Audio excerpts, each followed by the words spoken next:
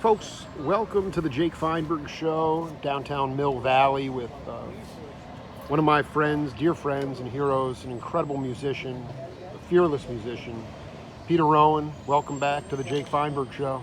Jake, it's good to see you, buddy, after this long isolation here. Well, it's always good to see you, man, and it's always good to collaborate with you. Okay, so I wanted to just start here because I've been asking cats about this, and I couldn't think of asking a better person. Albert Eiler, Archie Shepp,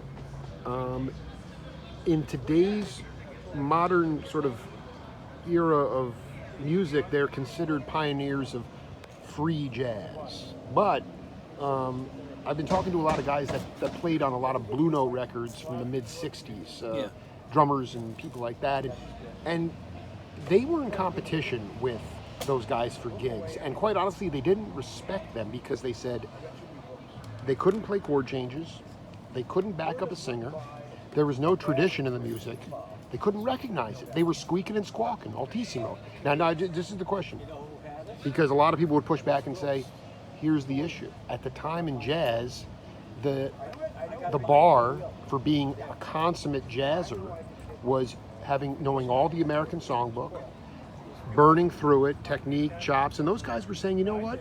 That's not the only standard.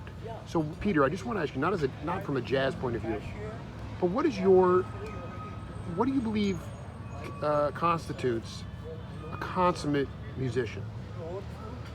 That's a jump. Well, I would just like to say about those guys. Please.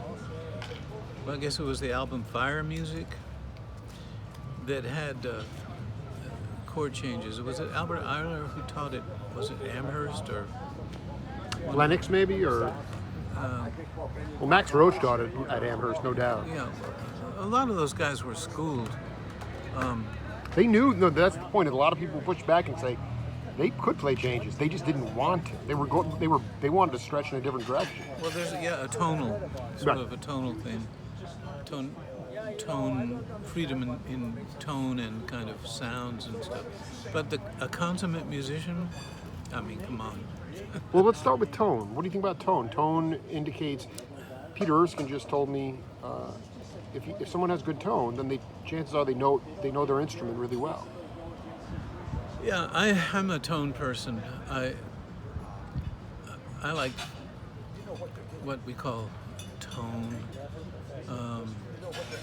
But music is so vast, you know. A consummate bluegrass musician could be somebody who knows all the canon, the old traditional stuff, and play it well, and that's all they know, and then they're a consummate bluegrass musician. I think the jazz standard is a little higher. I mean, I don't know that many jazz standards. I can sing and play, you know, My Blue Heaven, Mood Indigo, you know, just very sort of simpler songs. But tonight I'm going to see a friend of mine, and he's playing a jazz at a cafe down in Sausalito. And he said, why don't you come sit in? I thought, oh, man, I don't know what to sit in. Dude, you know? That's awesome. Well, the thing is, those songs are simple enough, and if I know the words to any songs, I can sing it, you know. But the jazz guys their book is a much bigger book. However, I have to say that when it comes to playing groove music like bluegrass, where you've got some extra bars, a little bit more freedom between the solo and the vocal, let's say. Yeah. When the band comes back in, as it were, the jazz guys just play along with the chart in their heads. They think everything is in equal measure. But in bluegrass, actually, there's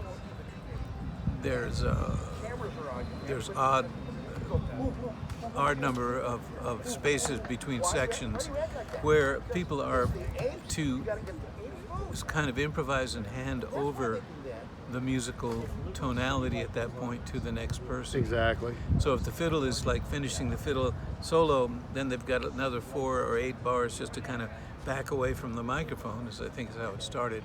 And then the singer comes in. So there's there's like a handoff, you know, and in you know, and that device I suppose can happen in jazz, but in jazz it's pretty strictly to the chart.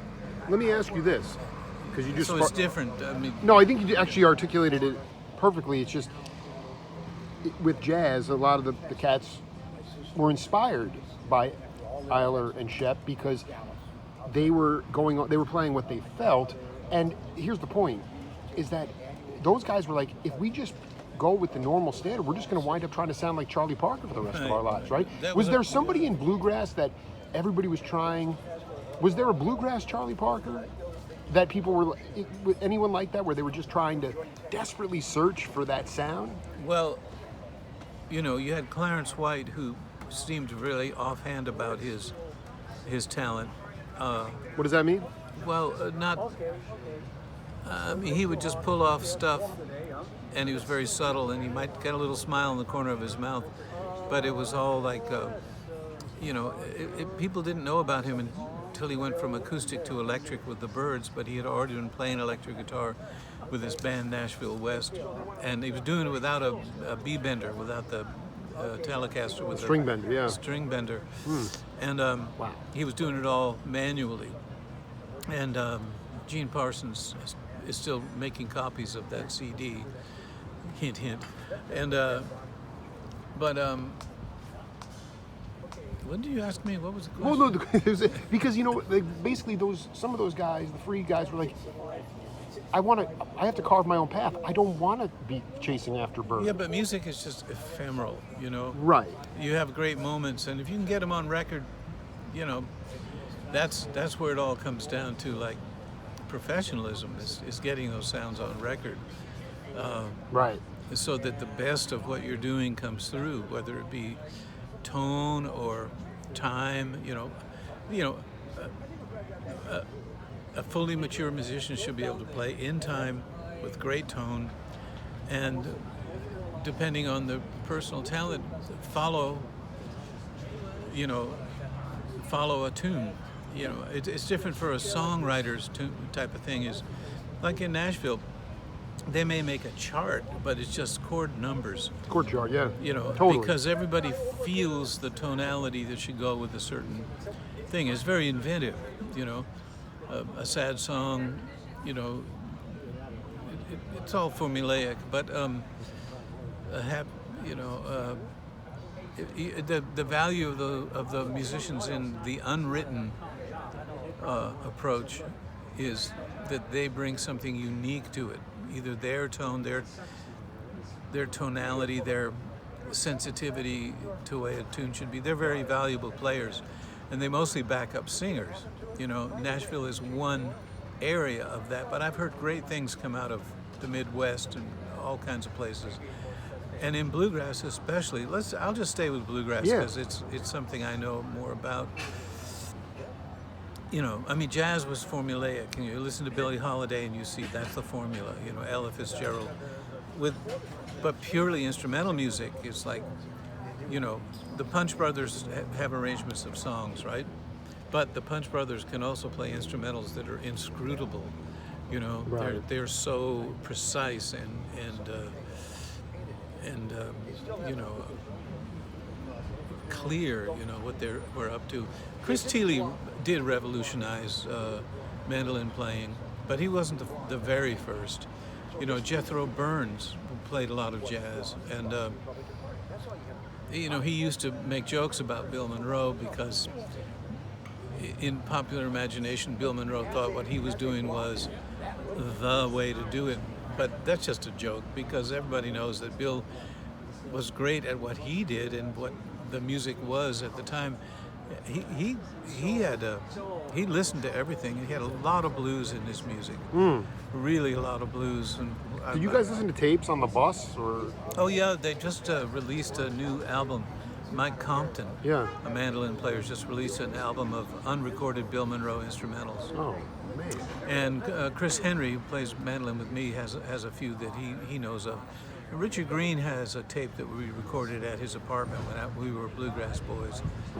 So, but you asked me, is there a Charlie Parker of blues? I would say bluegrass is open for interpretation. In a way, it's free. It's very free in its scope. Although there is play it like it's meant to be played. Play the melody. You know. People need to hear the tradition. Yeah, when you're talking about Charlie Parker, analogous to Charlie Parker, I don't know, because Bobby Osborne, who for years played great lead, stopped playing any lead and just sang for years and years. Now he's back playing some lead on the mandolin. I think, again, it's tone. It's like, that's the one thing Bill Monroe had, was a unique tone. And well, let me ask you, blues. because you've been a band leader and an accompanist. Part of being a consummate musician is making it so that everybody plays better. Everybody right. steps up. That's right. Right? Yep. That's a really interesting. Talk about that. How have you learned to cultivate? Well, a couple of guys came over to play with me one night from David Grisman's band, which was very strict tempo, very play it as it is. He was trying to do the jazz thing with dog music. And Oh yeah. He did it. But these guys would say, "What do you want me to play on the solo?" I said, "Well, just play what you feel." And they're like, they hadn't heard that in a while. Oh, the freedom. And so what I try and do is I write songs that I know people will have a great time interpreting, and especially in bluegrass, like this new record I've got out on Rebel Records. It's called "Calling You from My Mountain," and all those songs are my songs. And I didn't do a traditional tribute album like I did on Carter Stanley's Eyes. And I couldn't. All during COVID, when we were kept from recording, I went from an album with a few of my songs, but still more traditional bluegrass repertoire. Sure. Then I ended up doing an album that's all my songs except for a Woody Guthrie song and a Carter family song. And I think I nailed it on this one. Billy Strings is on there as a guest, as is Molly Tuttle. Wow. And Wow. Okay, I know that these guys people go to sessions and they work for hours trying to get it right. As an overdub, let's say. Well, they didn't have any. Molly and I recorded several tunes live in the studio. It was painless, and I intuitively tapped into her strengths, as a banjo player and as a singer. And I've listened to her record her performance. She's very popular now. Her performances of bluegrass, where she sings in a bluegrass voice without any vibrato. Well, on my record, the other Molly is there. Emotional Molly is there. See, bluegrass channels emotions. It's a male sport. Sure. Female voices have emotions. Cool. And the fact that it's has been a male-dominated music, was only because the oddity of men singing in high voices,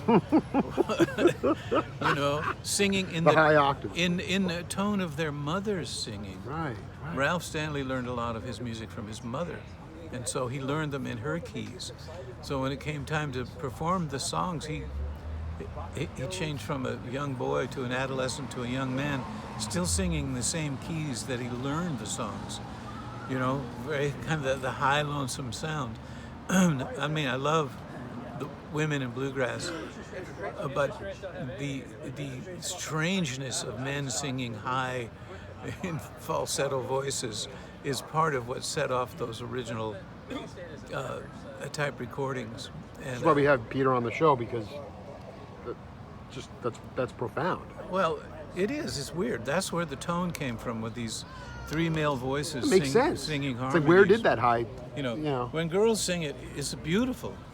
But was bluegrass ever meant to be beautiful? Sorry, dear No, ladies. well, that's the other thing. I'm so glad you bring that up, because it was meant to be awkward. when did you, and maybe it goes back to when you and your brothers were just jamming, but recognizing that there are going to be, art is meant to have flaws. It's not a perfect Well, thing. not only flaws, but some kind of tension. Tension and release. This is like what Erskine said. It's You know, I mean, I love the female vocalists up and down the line, and their harmonies too are pretty. They're nice. They're heartwarming. They're beautiful. But bluegrass is never meant to be beautiful. Bluegrass has a tear. It's a rip in the heart. Burn. And it's a burn, and it's a hole in the sky. Sheesh. It's a struggle. And a lot of people play bluegrass and make it sound so easy. But part of the struggle was the emotions that people were trying to express in those days.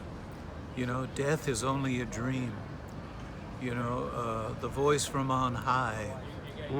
The beautiful life. I mean, nowadays bluegrass doesn't come out of an inner struggle so much as it comes out of a technical study. So, I mean, it's just bluegrass, you know, and the players are great because they still have the ears. They have the ears for sure. They've trained, they've studied bluegrass in school. I mean, whereas early bluegrass was rudimentary. I mean, Everett Lilly played the Hillbilly Ranch, B. Lilly played the Hillbilly Ranch for 30 years. He didn't even take his guitar home. He kept it in a crawl space under the floor. I mean, and yet they were playing the stuff, you know.